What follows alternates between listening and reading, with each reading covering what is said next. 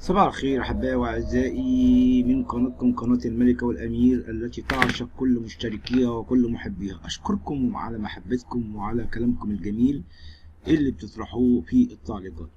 الحقيقة كل يوم بيظهر فيه أخبار جديدة وأنا بحاول دايما أجيب الأخبار اللي انتوا بتهتموا بيها.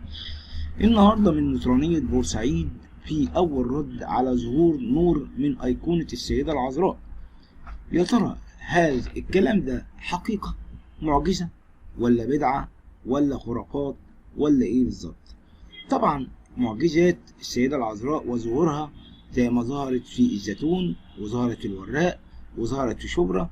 العذراء لا محال انها بتظهر، دي ام النور، دي السيدة العذراء اللي الاسلام قال ولقد اصطفاها بين نساء العالمين، يعني ربنا اختارها أطهر السيدات في العالم كله.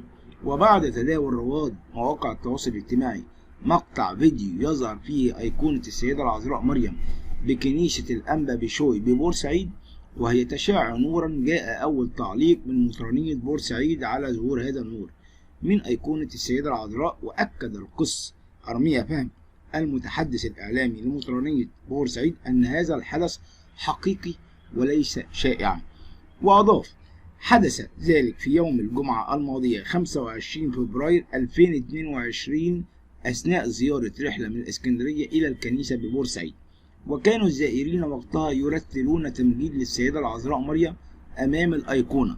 وعندما قام أحد الأشخاص الزائرين بتصوير مقطع فيديو بهاتفه ظهر نور شديد من أيقونة السيدة العذراء في الفيديو بشكل قوي. واختتم القس أرميا فهيم كلامه قائلا: حتى الآن ما زلنا نبحث في الأمر ونبحث عن الشخص الزائر صاحب الهاتف المحمول، وأشار إلى أن الحدث حقيقي والفيديو حقيقي وقد أخذوا بركة كبيرة من هذه الأيقونة. وفي جانب آخر السيدة العذراء مريم شبهت سيدة عراقية مسلمة وعادت كليتها سليمتان. والمعجزة هي أنه في يوم 10 يناير سنة 96 ذهب أبونا بشوي كامل للندن حتى يتعالج، ودائما كان يهتم في كل مكان يذهب إليه أن يمجد للقديسين ويزين أيقونة السيدة العذراء بالورود رغم آلامه الشديدة. كمان يعني الكلام ده كلام رائع جدا جدا، واحنا عارفين ان السيدة العذراء بتعمل معجزات كتيرة وحاجات رائعة جدا جدا. عندنا خبر آخر وهو محاولة لاغتيال الرئيس الأوكراني زيلينسكي. طب ازاي حاوله؟ قال رئيس مجلس الأمن الوطني والدفاع الأوكراني اليوم أن القوات الأوكرانية أحبطت مخططا لاغتيال الرئيس زيلينسكي، وذلك في اليوم السادس من الحرب الروسية الأوكرانية وفقا للعربية نت. قال ألكسندر سيمينوف وهو من قدامى المحاربين في كتيبة هوستك وشخصية عامة في الجمهورية كما كانت في وقت من الأوقات بالقرب من الدولة. قال ألكسندر وهو من قدامى المحاربين في كتيبة هوستك وشخصية عامة كما كان في وقت بالقرب. أيضا ماذا قال؟ في اتجاه دونستيك تتحرك قوات الجمهورية ببطء ولكن بثبات. يجب أن نأخذ في الاعتبار أن عددا كبيرا من القوات المسلحة لأوكرانيا جنبا إلى جنب مع الكتائب الوطنية قد تم تجميعها في هذا الاتجاه، وكانت هذه معاقل محصنة جدا، ولكن على الرغم من ذلك فإن قواتنا المسلحة تتحرك بثقة في الاتجاهات المحددة. أعلن البنك الدولي أنه يحضر لتقديم مساعدة مالية طارئة إلى أوكرانيا قيمتها 3 مليار دولار، بينهم 350 مليون دولار يمكن الإفراج عنها هذا الأسبوع. وقال البنك في بيان مشترك مع صندوق النقد الدولي: نجهز حزم الدعم بقيمة 3 مليارات دولار في الأشهر المقبلة، تبدأ بدفعة سريعة لا تقل عن 350 مليون دولار سترفع إلى مجلس الإدارة هذا الأسبوع للموافقة عليها، مشيرا إلى أن هذه الدفعة السريعة ستليها دفعة بقيمة 200 مليون دولار ستخصص للصحة والتعليم. ده أقل ما يجب أن يتوقف جنب الدولة أوكرانيا. أوكرانيا دولة صغيرة، دولة يعني ما تستحقش كل اللي بيتعمل فيها. طب يا ترى الرئيس الأمريكي إيه موقفه بايدن على هذا الكلام. بيقول ايه الرئيس الامريكي دوت؟ اعتبر الرئيس الامريكي جو بايدن ان نظيره الروسي فلاديمير بوتين اساء تقدير رد الفعل القوي والموحد للغرب على الحرب الروسيه الاوكرانيه، وجاء فيه مقتطفات من خطاب بايدن حول حال الاتحاد الذي سيلقيه قرابة 9 ليلا أن حرب بوتين كانت متعمدة وغير مبررة. لقد رفض الجهود الدبلوماسية. لقد اعتقد أن حلف شمال الأطلسي لن يرد. أعتقد أنه قادر على زرع انشقاق بيننا. هنا في عقل دارنا بوتين كان مخطئا. نحن كنا مستعدين. طب كنت مستعد بإيه؟ أعلن الرئيس الأمريكي جو بايدن في أول خطاب له حول حال الاتحاد أمام الكونجرس اليوم أن أولوياته القصوى هي السيطرة على الأسعار، مشيرا إلى أن خطته ستتيح خفض التكلفة والحد من العجز، وستقوم خصوصا على تعزيز الصناعة الأمريكية لكي لا تبقى الولايات المتحدة الأمريكية تحت رحمة سلاسل التوريد الأجنبية. وقال إن السيطرة على معدلات التضخم المرتفعة في الولايات المتحدة هو أولوياته القصوى، داعيا إلى تعزيز الصناعة الأمريكية لتخفيف الاعتماد على سلاسل التوريد الأجنبية. كما قال الرئيس الأمريكي جو بايدن أن الرئيس الروسي فلاديمير بوتين زعزع استقرار العالم بعمليته العسكرية ضد أوكرانيا. وفي أول خطاب حول حالة الاتحاد في الساعات الأولى من صباح اليوم الأربعاء، اعتبر بايدن أن بوتين أخطأ التقدير عندما ظن أن الغرب وحلف شمال الأطلسي لن يرد على ذلك. أحبائي وأعزائي، أتمنى أن يكون الفيديو عجبكم، ولو عجبكم أرجو الاشتراك في القناة، وما تنسوش تعليقاتكم ولايكاتكم الجميلة اللي بتعزز الفيديو. وشكرا لكل محبيني وكل مشاهديني. وأنا بأسف إن جاءت أي أخبار غير حقيقية. أنا بحاول دايما أجيب لكم كل ما هو خبر جيد، كل ما هو خبر حقيقي، عشان ما تزعلوش مني. أنا ساعات في مواقع بتبقى غير حقيقية، أو مواقع بتبقى وهمية، أو مواقع حقيقية لكن بتجيب أخبار شبه وهمية أو بتكون وهمية. فأنا يعني إحنا كلنا بتجيب الأخبار كلها بتلتقط من بعضها. تلاقي المصري اليوم السابع، غير إن في مواقع كمان الحق والضلال، في مواقع بتبقى مطروحة عليك، فبتضطر إنك تخش وتلاقي حاجات تانية خالص مختلفة عن المكتوب. انا صدقوني انا دايما بحب ان انا اجيب لكم كل ما هو جديد، وان شاء الله ربنا يحسن لينا الحال في بلدنا الجميله مصر العزيزه برئاسه السيد الرئيس عبد الفتاح السيسي، ويحنن قلبه على الشعب المصري. وبصلوات قداسه البابا تودروس البابا بطريرك الكرازه المرقسيه، وكمان بدعوات شيوخ الازهر لمصر العزيزه مصر الحبيبه مبارك شعب مصر. السلام عليكم، وكل الرب يكون يحميكم دايما، امين. صباح الخير احبائي واعزائي، كل عام وانتم بخير. جريمه بشعه، مقتل 3 أقباط مسيحيين بملاوي وتقطيع جثثهم بالساطور واحتفال الجناه بالطبل. هذا امر مؤسف جدا. الجريمه البشعه، مقتل 3 مسيحيين بملاوي وتقطيع جثثهم بالساطور واحتفال الجناه بالطبل. روى عصام يوسف ابن الضحية الجريمة التي هزت قرية إفشادات مركز ملاوي محافظة المنيا، التي تم فيها مقتل 3 أقباط مسيحيين، وهما يوسف وعفيف يوسف وبشرى يوسف، وتم التمثيل بجثثهم، وكل ذلك بداعي الأخذ والصقر منهم. وبعد مقتلهم بإطلاق النار ظلوا يرقصون على جثثهم. ماذا حدث في هذه الحياة؟ وأضاف عصام قائلا إن والده وشقيقه وعمه تعرضوا للهجوم من قبل الجناه أثناء عملهم بالزراعات بالأسلحة الآلية، ثم مثلوا جثثهم باستخدام الأسلحة البيضاء والساطور والجناه. الذين فعلوا ذلك هم 6 أشخاص يقومون بقرية جعوير، وقطعوا جثث المقتولين الأقباط بالساطور وعادوا إلى قريتهم وهم يحتفلون بأخذ الصقر. وأكد عصام أن والده وشقيقه وعمه لا يعلمون بشيء عن هذا الصقر الذي يقول عنه الجناه، وأشار إلى أن هذا الصقر وقع منذ 70 عاما، ووالده وقتها كان طفلا، وما حدث لهم جريمة بشعة. وحولت قرية أفشادات مركز ملاوي محافظة المنيا لصراخ وعويل، بالأخص أن شقيقه متزوج ولديه 6 أبناء. واختتم عصام أن أحد الجناه عندما ارتكبوا هذه الجريمة سلم نفسه للشرطة، قال لهم إنه قام بذلك مفرده حتى ينتقم للصقر ولكن أهالي قرية إفشادات مركز ملاوي محافظة المنيا شاهدون على أنه كانوا 6 أشخاص، وما فعلوه دمروا 3 أسر دون ذنب ودون أن يعلموا أي شيء عن الصقر.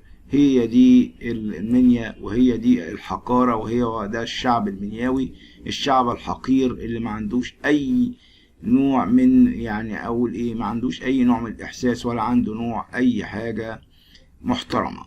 يعني الشعب المنياوي، أنا مش عايز أقول شعب لأن المنيا فيها ناس كتير محترمة، لكن الناس السفلة اللي بيعملوا كده دول أكيد ما يعرفوش ربنا. عاجل جدا مقتل 5 أشخاص في إطلاق نار داخل كنيسة بالولايات المتحدة بينهم أطفال. عاجل جدا مقتل 5 أشخاص في إطلاق نار داخل كنيسة بالولايات المتحدة بينهم أطفال.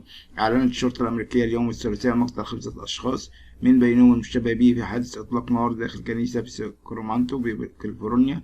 وقالت الشرطة الأمريكية أن المشتبه به في حادث إطلاق النار من بين القتلى، بالإضافة إلى أطفال الثلاثة جميعهم أقل من 15 سنة. وبدأ الحادث قبل الساعة 5:30 صباحا مساء اليوم الاثنين بتوقيت الولايات المتحدة الأمريكية، عندما تم استدعاء الضباط عقب إطلاق نار داخل كنيسة في ساكرامنتو التي تقع عن طريق كذا. وأشارت التقارير إن ذكر بإطلاق النار على 5 أشخاص على الأقل. وأكدت إدارة الأسواق مقتل 5 أشخاص عدد الضحايا بينهم طفل، ولم تؤكد الشرطة بعدد العدد الدقيق للضحايا. وقد نشرت أيضا جريدة الوطن عن تلك الجريمة: أب يقتل أطفاله الثلاثة ثم ينتحر في كنيسة الأمريكية بالولايات المتحدة ويقتل 5 أشخاص. قتل 4 أشخاص بينهم 3 أطفال نتيجة حادث إطلاق نار في مبنى كنيسة بمدينة ساكرامنتو بولاية كاليفورنيا الأمريكية. وأشارت قناة CBC الأمريكية نقلا عن الشرطة المحلية إلى انتحار مطلق النار ضحية 5 لا تتوفر معلومات عنه. وقال مكتب شريف مقاطعة ساكرامنتو أن أبا أطلق النار وقتل أطفال الثلاثة داخل الكنيسة قبل أن يطلق النار ويقتل نفسه، مضيفا أن هناك ضحية خامسة لكن لا توجد معلومات معروفة عنها. رحم الله مصر، رحم الله كل من عاش بها. وخبر أخير وهو موعد زيادة أسعار السجاير المحلية. أعلنت شركة الشرقية إيسترن كومباني عن زيادة أسعار منتجاتها من السجاير على أن يتم اعتبار من اليوم الثلاثاء اليوم الأول من 1 مارس 2022، وذلك بقيمة جنيها واحدا. وجاءت ذلك الزيادة استكمالا لقانون التأمين الصحي الشامل. وأرسل صدى البلد أسعار السجاير قبل الزيادة، وبعدها ارتفع سعر مونديال أحمر أزرق سيلفر من 20 إلى 21 جنيه، وسعر مونديال سويتش مونتول من 23 ل 24، وسعر كليوباترا بوكس 10 من 10 جنيهات إلى 11 جنيه ونص. ارتفع سعر سجاير بوسطن وبلومونت من 18 إلى 19 ونص، وسعر كليوباترا كينج سايز من 17 إلى 18 ونص. ارتفع سجاير كليوباترا سوفت كوين من 18 إلى 19 جنيه، زاد سعر كليوباترا بوكس أبيض أو ألوان من 19 إلى 20 جنيه، وارتفع سعر سجاير سوبر ستار من 20 إلى 21 جنيه، وسجل سعر كليوباترا بلاك عند 24 جنيه، وسجلت سعر سجاير مونتسان سوبر 24 جنيه. 34.4 مليار إيرادات في كل 6 أشهر. ودارت نتائج أعلنت الشركة الشرقية إيسترن كومباني خلال النصف الأول من العام المالي المنتهي ب 31 ديسمبر 2021 تحقيق إجمالي إيرادات 34.4 مليار جنيه مقابل 32.59 مليار جنيه في الفترة المقبلة من العام الماضي بنسبة نمو بلغت 6%. وحققت الشركة الشرقية صافي مبيعات 58 مليار جنيه مقابل 8.1 مليار جنيه في نفس فترة المقارنة، بالنسبة لنمو بلغت 4% مدعومة بقطاع السجاير المحلي.